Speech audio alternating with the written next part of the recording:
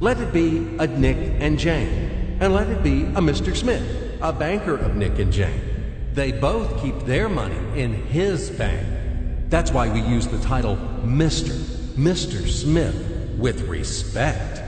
Nick really wants to buy, well, let's say Jane's bicycle, but he has no money. More precisely, he has money, but not enough, only $10, while Jane wants $100 for her precious bicycle. That's a problem. What should Nick do? Well, this bicycle is so desirable. He gives Jane his $10 as a deposit and asks plaintively not to sell the bike to anyone. He says that he will bring the rest of the money soon.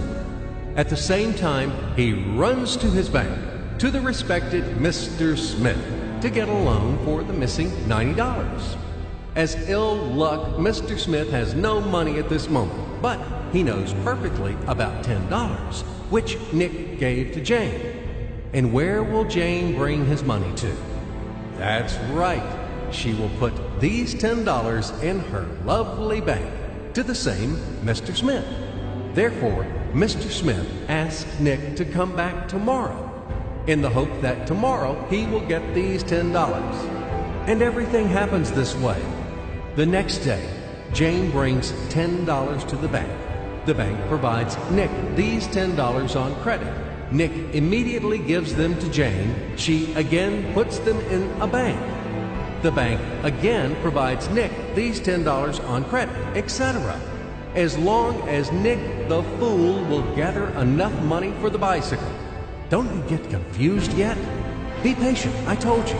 These demons have been trying to confuse you during 1,000 years. These damn economists and financiers. But anyway, we will figure everything out.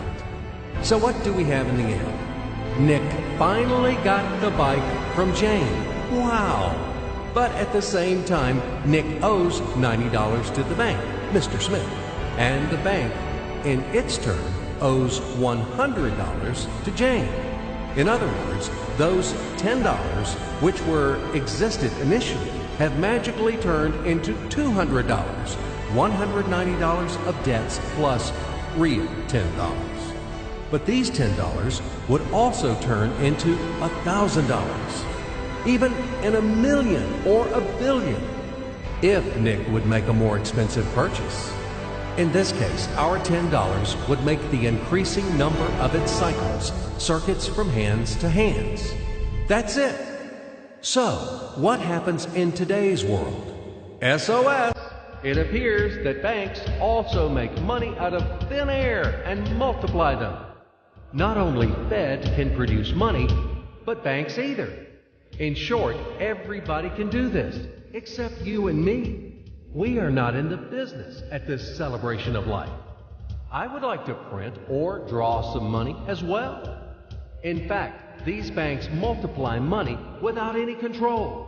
And we're still wondering why the banker lives better. What are naive fools are we? Now it is clear why. The one who produces the money, of course, lives better. But this is not enough.